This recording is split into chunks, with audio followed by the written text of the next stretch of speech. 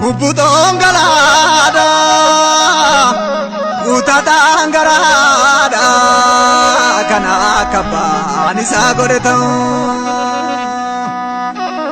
cubbuu dhongalaakoo obsiyaa garaakoo mundatti waa'ee mofiin himatan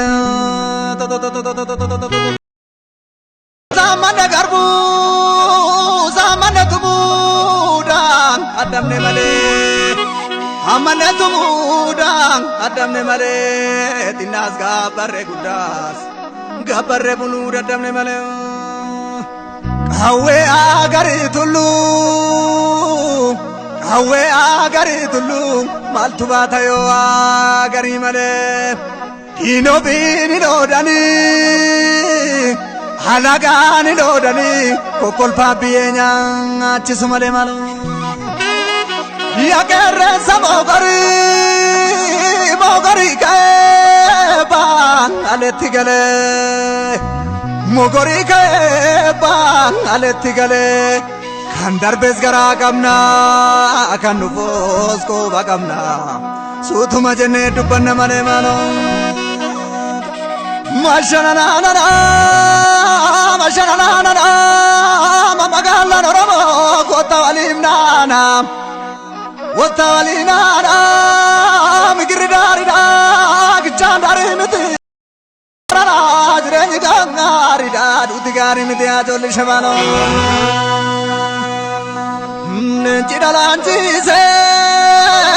dhalaanchiisee magaalaa baannaane mootoo qabnuu dhabne ijoollee malagaa saammamne baralagaa saammamne jireenya maalii qabna kan biyyaa baane namni biyyaa ba'e ijoollee minciisa malee rafuu guyyaa eeddi malee alootoo nambaar orrifamee nafu manoo lafti keessi dhagaadha mirra keessa qotannaa keessi keenyas madaadha maaloo mirra keessa qofallaa kan garaa madaa qabuun akkamirra beebulaa basaastu lammii keessa mofee ganuu gurguraa basaastu lammii keessa qabeessa bakeessa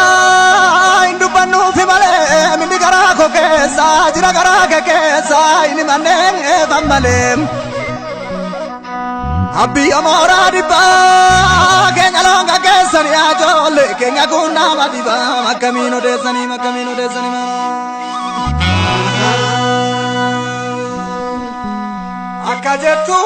akka jettuun nama qarree kootu saniini mootuun illee tolee yoo amte jedhiini akka jettuun nama lambii gaanu saniini ganuun illee tolee yoo galte jedhiini tumana himu akkamishi godhu laata akkakkaaraa beekanna adeema keessa dukkana asaakkaleen jabasana hakkisa akka jawwatama qurqurxee keessama abdachisa sanaafi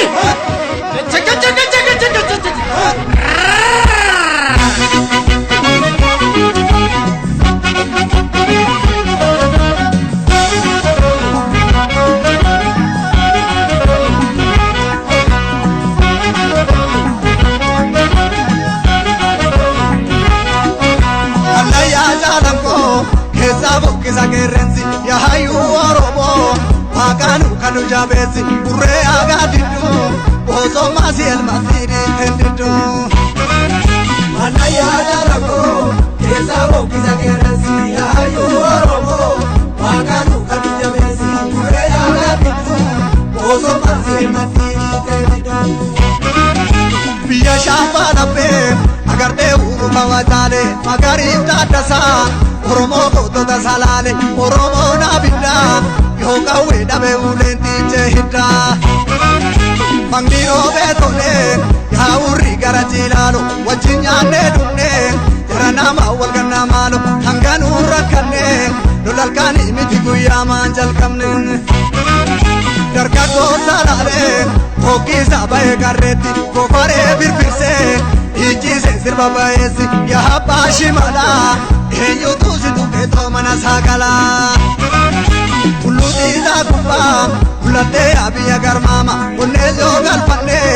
keenya diinatu nu saama dhufee maamaa nafaa walirra neefinu dhugaa waa qablafa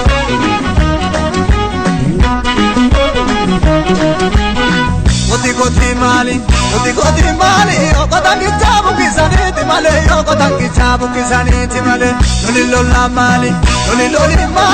Lola lamidu kisaniti male Lola lamidu kisaniti male Loli mali Lola lamidu kisaniti male Lola lamidu kisaniti male Ombale abba shimala Kobiyatu santu makanu gala Ombale abba shimala Kobiyatu santu makanu gala Ijare randati